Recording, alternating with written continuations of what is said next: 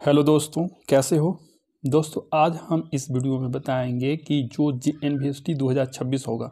जैसे JNVST का 2025 का एग्ज़ाम हो चुका है, तो 2026 का जो एग्ज़ाम होगा उसका एग्ज़ाम कब होने की मतलब फॉर्म उसके लिए कब आएगा, एग्ज़ाम कब होगा, पूरा डिटेल में आपको बताएंगे। ठीक है, JNV में एडमिशन कैसे होता है, जो नवोदय विद्यालय है उसमें एडमिशन कैसे होता है। ठीक है, और वहाँ फ़ी भी लगती है क्या, फॉर्म कब भरा जाता है, एग्ज़ाम का सिलेबस क्या होता है, ठीक है ना, बच्चों को क्या क्या सुविधाएं मिलती है, ठीक है ना। तो जितनी तरह की आपके जो डाउट हैं, ठीक है ना, इस वीडियो को देखने के बाद आपको पूरे डाउट क्लियर हो जाएंगे। अगर आप पेरेंट्स हैं या स्टूडेंट हैं तो दोनों ही आप वीडियो को देख सकते हैं। ठीक है, और अगर आपके कोई जान पहचान के लोग हैं, ठीक है ना, तो यहाँ पर ही बहुत अच्छी क्वालिटी का एजुकेशन मिलती है दोस्तों। एंड आपके लिए फ़ी नहीं लगती है। फ़ी जैसे कि 8 क्लास तक तो किसी को फ़ी नहीं लगती, जैसे गर्ल्स हैं, बॉयज़ है, जनरल, OBC SC ST किसी को नहीं लगेगी। ठीक है, उसके बाद 9th क्लास से लेकर 12th क्लास तक फ़ी लगेगी।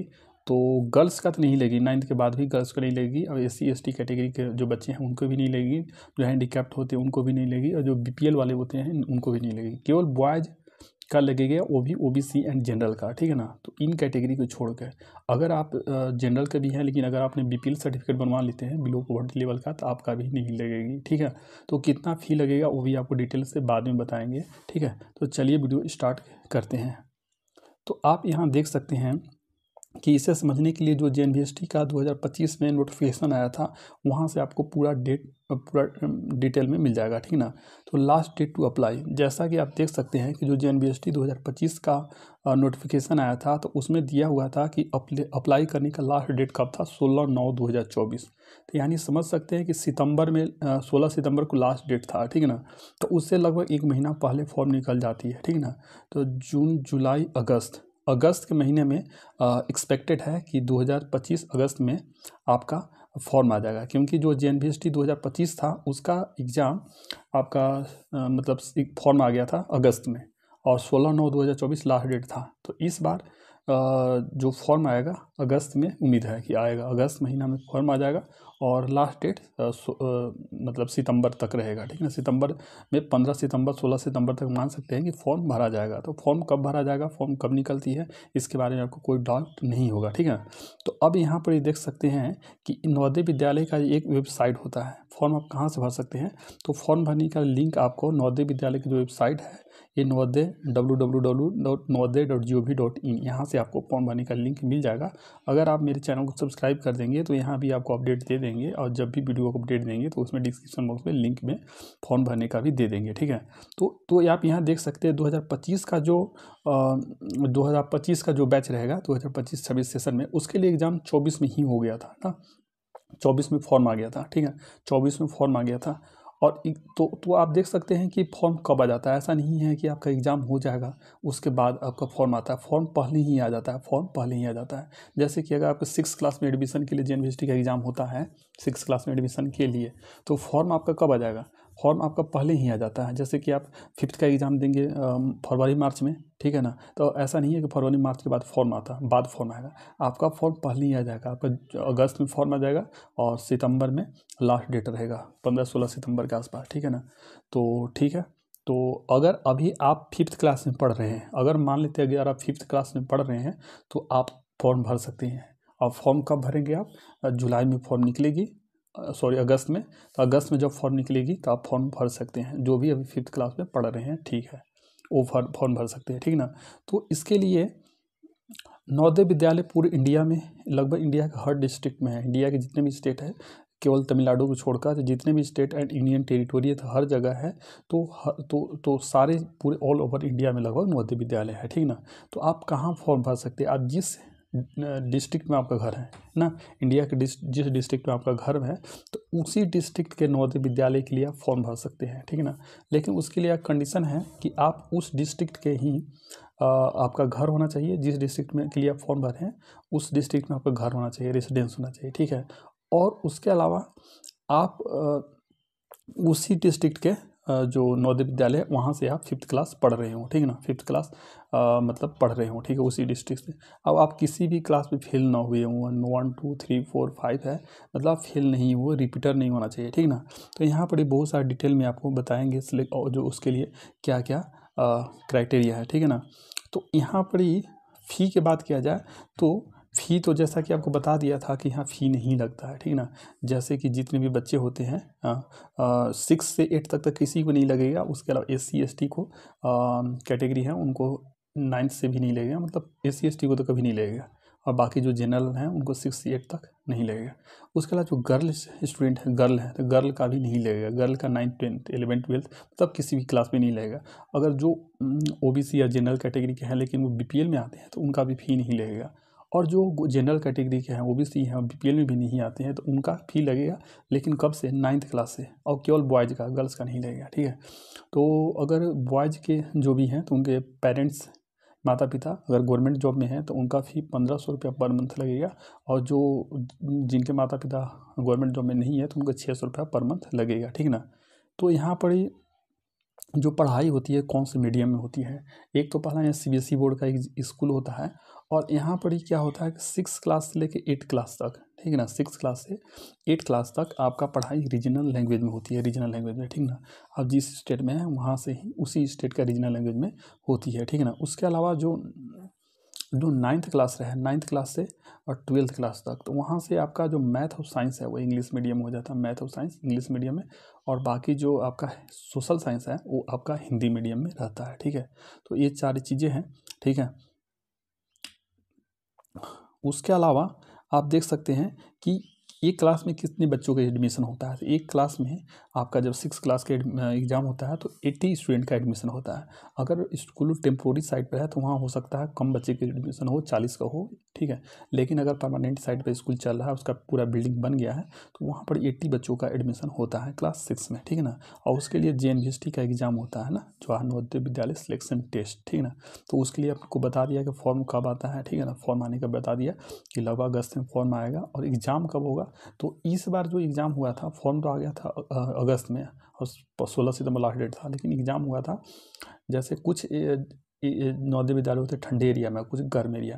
तो जो ठंडे एरिया वाले हैं, जो विंटर वाले नवोदय विद्यालय हैं, जैसे जम्मू कश्मीर हो गया, लद्दाख हो गया, इस टाइप के, तो वहाँ पर एग्ज़ाम हुआ था अप्रैल में, ठीक ना। अप्रैल महीना, अप्रैल मतलब 2025 में। फॉर्म भरा गया था 24 में ही, लेकिन एग्ज़ाम हुआ अप्रैल में। और जो गर्मी वाले हैं जैसे कि आपका प्लेन एरिया के स्कूल, वहाँ पर एग्ज़ाम हो गया था जनवरी में, ठीक है ना। तो अगर प्लेन एरिया के आपका घर है तो आप समझ सकते हैं कि आपका एग्ज़ाम जनवरी में हो जाएगा, ठीक है ना। जनवरी मतलब कि 26 जनवरी 25 में आप फॉर्म भरेंगे अगस्त में, और 26 जनवरी 26 के जनवरी में आपका फॉर्म एग्ज़ाम हो जाएगा, एग्ज़ाम हो जाएगा, ठीक है। और मार्च तक आपका रिजल्ट भी आ जाएगा, ठीक है ना। तो ये सारी चीज़ें हैं, ठीक है ना। और टोटल 653 जेन भी हैं, ठीक है ना। तो यहाँ पर ये देख सकते हैं कि एग्ज़ाम का डेट भी यहाँ दिया हुआ था कि 12 अप्रैल 2025 को एग्ज़ाम मतलब डेट था, मतलब JNVST 2025 के थ्रू एग्ज़ाम हो चुका। तो यह विंटर बाउंड के लिए, जो विंटर बाउंड के स्कूल हैं उनके लिए था, और जो समर बाउंड के स्कूल था उनका एग्ज़ाम जनवरी में ही हो गया था, 18 जनवरी को, ठीक है ना। तो ये सारी चीज़ें हैं। और प्रोसेस फॉर रजिस्टर ऑनलाइन, तो और ऑनलाइन इसका जो फॉर्म आएगा तो फॉर्म ऑनलाइन भरा जाता है, नहीं, फॉर्म ऑनलाइन भरा जाता है, ठीक है ना। तो ऑनलाइन फॉर्म भरा जाएगा तो उसका जो लिंक तो बता दिया कि navodaya.gov.in यहाँ पर आएगा, तो वहाँ से आप फॉर्म भर सकते हैं। और फॉर्म भरने के लिए क्या क्या आपको सर्टिफिकेट लगेगा, उसके लिए आपको certificate verified by the head of, जहाँ आप 5वीं क्लास में पढ़ रहे हैं वहाँ के एक प्रिंसिपल एक सर्टिफिकेट आपको वेरीफाई करके देंगे। और कौन सा सर्टिफिकेट वेरीफाई करके देना है उसको आप अभी इस वीडियो में देखेंगे। उसका आप प्रिंट आउट ले लेंगे और वो फॉर्म भर के अपने स्कूल के प्रिंसिपल से वेरीफाई करवा लेंगे, उसे अपलोड करना पड़ेगा। उसके अलावा फोटो लगेगा, सिग्नेचर लगेगा, सिग्नेचर ऑफ पेरेंट और सिग्नेचर ऑफ कैंडिडेट, ये सारे अपलोड करनी होती है, ठीक है। उसके अलावा आधार डिटेल, आपका जो आधार कार्ड होगा वो रखना होगा आपको, ठीक है। उसके अलावा जो एलिजिबिलिटी क्राइटेरिया वगैरह आपको बता देते हैं कि, ठीक है ना, इशू ऑफ एडमिट कार्ड वगैरह तो एग्ज़ाम से लगभग 1 महीना पहले इशू हो जाती है, ठीक ना। और इसमें एक बात ये है कि अगर जैसे कि रिजल्ट आ जाता है, एग्ज़ाम हो जाता है, एग्ज़ाम होने के बाद रिजल्ट आ जाता है, तो मान लो तो 80 बच्चे का नाम आया, लेकिन 80 में से हो सकता है 10 बच्चों ने अपना मिस इन्फॉर्मेशन दिया था, गलत इन्फॉर्मेशन दिया था, उसके चलते उनका एडमिशन नहीं हो पाया। हो सकता है वो एडमिशन नहीं कराना चाहते हों, बाद में मूड चेंज हो गया हो, किसी दूसरे स्कूल में एडमिशन करा लिए, तो 10 सीट मान लेते हैं खाली रह गया, तो उसके लिए वेटिंग लिस्ट भी आती है, ठीक ना। तो अगर कुछ बच्चे बाद में हैं और मेरिट लिस्ट में, तो उनका भी बाद में हो सकता है, ठीक ना, वेटिंग लिस्ट। और 2 वेटिंग लिस्ट आती है, ठीक ना। और वेटिंग लिस्ट भी आएगी। उसके अलावा जो यहाँ पर ही जो रूरल एरिया के स्टूडेंट होते हैं, जैसे कि अगर आप रूरल एरिया के हैं, आपका घर जिस डिस्ट्रिक्ट में आपका जेएनवी में है उस डिस्ट्रिक्ट के रूरल एरिया में आपका घर आता है, ग्रामीण क्षेत्र में, तो ग्रामीण क्षेत्र के बच्चों के लिए यहाँ पर क्या है कि रिजर्वेशन है, ठीक ना, रिजर्वेशन है। 75% जो सीट होती है वह रूरल एरिया से ही भरी जाती है, रूरल एरिया से। तो रूरल एरिया के जो बच्चे हैं उनके लिए बहुत फ़ायदा हो गया। लेकिन अगर आप रूरल एरिया के स्कूल में तीसरी, चौथी या 5वीं क्लास में, 3rd, 4th and 5th class में पढ़े होंगे रूरल एरिया के स्कूल में, तभी आप रूरल एरिया के माने जाएंगे, ठीक है, रूरल एरिया के माने जाएंगे, ठीक है। उसके अलावा जो गर्ल्स होते हैं, गर्ल्स के लिए भी 1/3 सीट रिजर्वेशन होती है। जैसे कि जितनी भी सीट है टोटल, उसके 33% सीट गर्ल्स स्टूडेंट के लिए रिजर्वेशन होती है, ठीक ना। उसके अलावा जो SC, ST, OBC का जो रिजर्वेशन रहता है, जैसे कि 27% आपका OBC का हो गया, उसके अलावा SC का हो गया 15% और ST का 7.5%, ये रिजर्वेशन रहेगा। अगर जिस एरिया में SC ज़्यादा है, अब ST ज़्यादा है, तो उनको जितना मतलब उनका परसेंटेज है पॉपुलेशन में उस जिला के, तो उसके हिसाब से उनको दिया जाता है रिजर्वेशन। लेकिन कम से कम SC को 15% और ST को 7.5% दिया जाएगा, ठीक है ना। और अधिकतम उनको कितना दिया जा सकता है, 50% तक, ठीक है। ये सारी चीज़ें हैं। और इसके लिए एक डेट ऑफ बर्थ का बहुत इंपॉर्टेंट होता है कि डेट ऑफ बर्थ जब भी फॉर्म निकलते हैं तो उसमें दिया रहता है कि आपका डेट ऑफ बर्थ इसके बीच में ही होना चाहिए। जैसे पिछले बार जो फॉर्म निकला था 2025 में, 24 में फॉर्म निकला था, तो उसके में दिया हुआ था कि आप अगर 1/5/2013 से पहले का आपका डेट ऑफ बर्थ नहीं होना चाहिए और 31/7/2015 के बाद का नहीं होना चाहिए। तो अगर इस बार आप फॉर्म भरने वाले हैं, अगर मान लेते हैं कि अभी जो 2025 अगस्त में फॉर्म निकलेगा उसमें आप फॉर्म भरना चाहते हैं, तो 13 और 15 था ना, 13 और 15, तो यहाँ पर ही हो सकता है कि आपका 14 एंड 16 हो जाएगा। यानी दे सकता है कि 1 मई 2014 से लेकर 1 मई 2014 से लेकर 31/7/2016 तक, जिसके बीच में डेट ऑफ बर्थ है। और अगर आप 5वीं क्लास में पढ़ रहे हैं तब आप फॉर्म भर सकते हैं। लेकिन आप तीसरी, चौथी मतलब किसी क्लास में फेल ना हुए हों, 1 क्लास से 5th क्लास तक किसी क्लास फेल ना हुए हों तभी फॉर्म भर पाएंगे। जो किसी क्लास से फेल हो गए तो फॉर्म नहीं भर पाएंगे, ठीक है, ठीक है ना। और आप JNV में एडमिशन के लिए बस एक ही बार फॉर्म भर सकते हैं, 2 बार से नहीं। जैसे कि अगर जैसे मान लेते हैं कि आप इस बार फेल हो गए, मान लेते हैं फेल हो गए, तो अगले साल में फिर 5वीं में रह गया, फिर से फॉर्म भरेंगे, तो ऐसा नहीं हो सकता। एक बार ही आप फॉर्म भर सकते हैं, ठीक है ना। यानी रिपीटर इसका अलाउड नहीं है, जो भी रिपीट कर गया क्लास वो ये अलाउड नहीं है, ठीक है ना, एडमिशन के लिए, ठीक है ना। तो यहाँ पर ही रूरल कैंडिडेट के लिए जैसे बता दिया 75 seat will be reserve for rural area candidate, ठीक है ना। और जो भी सीट होती है टोटल उसमें से 1/3 गर्ल्स के लिए रिजर्वेशन होती है, ठीक है ना, रिजर्वेशन। और जो हैंडीकैप्ड स्टूडेंट है उनके लिए भी रिजर्वेशन होती है। तो उनके लिए कितनी होती है, तो अगर उनका जो हैंडीकैप्ड है उसका परसेंटेज 40% कम से कम है, तभी वह हैंडीकैप्ड का फ़ायदा ले सकते हैं, ठीक है, ठीक है। ये सारी चीज़ें हैं। और आप जब भी फॉर्म भरेंगे तो सही से डेटा भरिएगा, ऐसा नहीं कि गलत इन्फॉर्मेशन दे देंगे तो आपका बाद में सिलेक्शन नहीं होगा, क्योंकि आप डॉक्यूमेंट जमा नहीं कर पाएंगे। और जो एग्ज़ाम का लैंग्वेज कौन सा होता है, तो एग्ज़ाम का लैंग्वेज हर स्टेट में अलग अलग भाषा, हिंदी और इंग्लिश तो सभी जगह रहते हैं। उसके अलावा हिंदी इंग्लिश के अलावा एक रीजनल लैंग्वेज, जिस स्टेट जैसे तमिलनाडु है तो हिंदी इंग्लिश एंड तमिल हो जाएगा। और जैसे कि आपका असम है तो हिंदी इंग्लिश असामीज, ठीक है ना। उसी तरह से आपका दिल्ली में हिंदी इंग्लिश, उसके जम्मू कश्मीर में हिंदी इंग्लिश उर्दू, ये तीनों लैंग्वेज में से जिस मीडियम में आप एग्ज़ाम देना चाहते हैं तो उस लैंग्वेज को आप चूज कर लेंगे, ठीक है ना। तो उस मीडियम में आपका क्वेश्चन पेपर आएगा, ठीक है ना। तो इसलिए जब भी फॉर्म भरें तो आप मीडियम को जरूर चूज करें, ठीक है ना। अगर आप जिस चीज़ मीडियम हिंदी में कंफर्टेबल है तो हिंदी मीडियम चूज कर लें, इंग्लिश में कंफर्टेबल है तो इंग्लिश मीडियम चूज कर लें, ठीक है। और जब एग्ज़ाम होगा तो एग्ज़ाम में आपका क्या क्या क्वेश्चन आएगा, तो मेंटल एबिलिटी यानी रीजनिंग से 40 क्वेश्चन आएगा, और 40 क्वेश्चन के लिए आपको 50 मार्क्स रहेंगे, 50 मार्क्स के। और अरिथमेटिक से आपका 20 क्वेश्चंस रहेंगे और उसके लिए 25 मार्क्स आपको मिलेंगे। और लैंग्वेज से 20 क्वेश्चंस रहेंगे और उसके लिए 25 मार्क्स आपको मिलेंगे, ठीक है। तो टोटल आपको 80 क्वेश्चंस रहेंगे और उस 80 क्वेश्चन 100 मार्क्स रहेंगे और उसके 2 घंटे आपको टाइम मिलेंगे। तो 2 घंटे में आपको 80 क्वेश्चंस बनाने होंगे, ठीक है।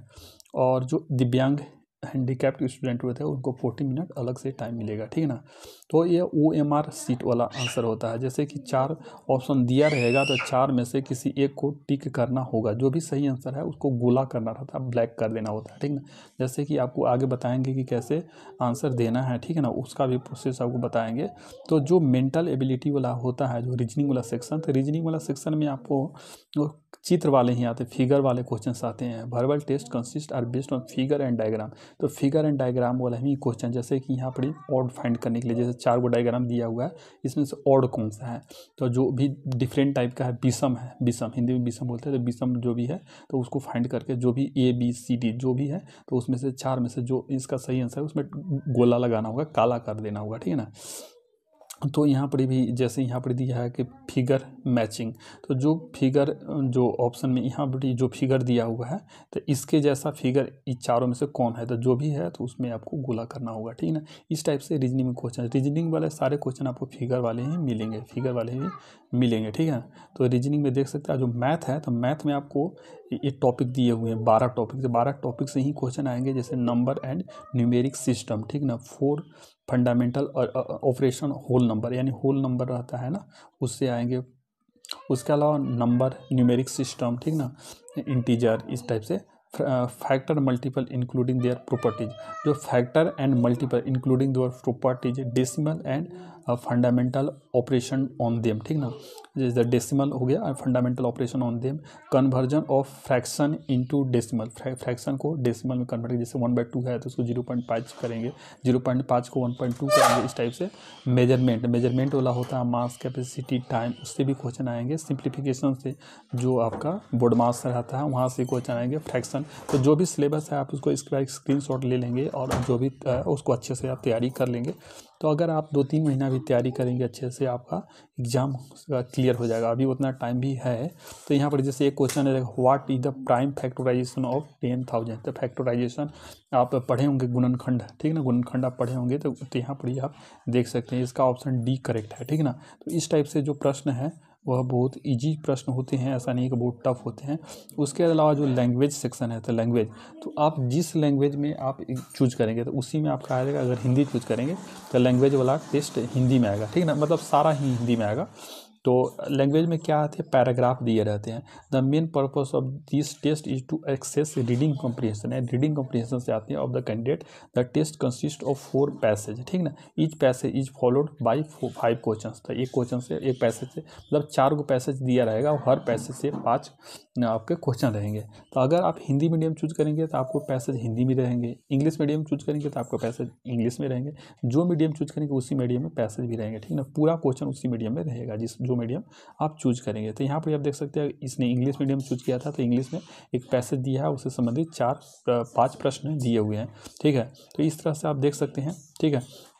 जो आपको बता रहा था कि यहाँ पर रेजिडेंस सर्टिफिकेट वगैरह का फॉर्मेट आपको जो प्रिंसिपल से जो साइन कराना रहता है तो वहाँ पर ये फॉर्मेट देख सकते हैं, ठीक है।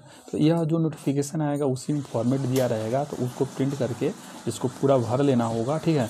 और उसको भरने के बाद आप जिस स्कूल में पढ़ रहे थे 5वीं क्लास में, वहाँ के प्रिंसिपल से आपको साइन करवाना होगा, साइन करवा के उसको जमा करना होगा, ठीक है। तो इस तरह से आप फॉर्म भर लेंगे। उसके बाद आपका एडमिट कार्ड आएगा, फिर उसके बाद एग्ज़ाम होगा, और एग्ज़ाम आने के बाद मेरिट लिस्ट आएगा। तो जब मेरिट लिस्ट आ जाएगा तो जिस स्कूल के लिए आपने भरे हैं, मतलब आप जिस डिस्ट्रिक्ट में आप रहते हैं वहीं के JNV के लिए आपने भरा होगा, तो उस JNV के द्वारा आपको फ़ोन किया जाएगा या मैसेज भेजा जाएगा। उसके अलावा एक लेटर भी भेजा जाएगा, ठीक है ना। तो जैसे ही आपको ईमेल लेटर पहुंच जाएगा, ठीक है ना, तो उसके बाद या फ़ोन पहुंच जाएगा, फ़ोन भी करते हैं या मैसेज करते हैं। तो जैसे ही आपको इन्फॉर्मेशन मिल जाएगी कि आपका सिलेक्शन हो गया, तो आप वहाँ जाएंगे, वहाँ से कुछ आपको डॉक्यूमेंट दिया जाएगा, उसे तैयार करके फिर 2-3-4 दिन के अंदर आपको फिर से JNV रिपोर्ट करना होगा। उसके बाद एडमिशन हो जाएगा। और यहाँ पर ही जब एडमिशन हो जाएगा तो आपको यहाँ पर ही आप पढ़ाई कर सकते हैं। और यहाँ बहुत सारे बच्चों को फैसिलिटी मिलती है, जैसे कि आपको खाने पीने की सुविधा, रहने की सुविधा, उसके बाद ड्रेस, बुक्स, कॉपी, नोटबुक, ये सारी चीज़ें मिलती हैं, ठीक है। तो नोटबुक, पेन वगैरह सारी मिल जाती है, ठीक है। तो इस तरह से अगर आप अपने बच्चों को पढ़ाना चाहते हैं तो यहाँ एडमिशन करा सकते हैं, ठीक है। अगर आप गरीब फैमिली से बिलोंग करते हैं, ठीक ना, पुअर, तो वो ज़रूर आप एडमिशन कराएं, क्योंकि कम फी में आप अच्छे एजुकेशन अपने बच्चों को दिला सकते हैं, क्योंकि जानते हैं कि प्राइवेट स्कूल में कितनी फ़ी होती है, ठीक है ना। तो अगर आपका बच्चा सिलेक्शन टेस्ट पास कर लेता है तो उसके लिए बहुत, और उसके भविष्य फ्यूचर बहुत बेटर हो जाएगा, ठीक है।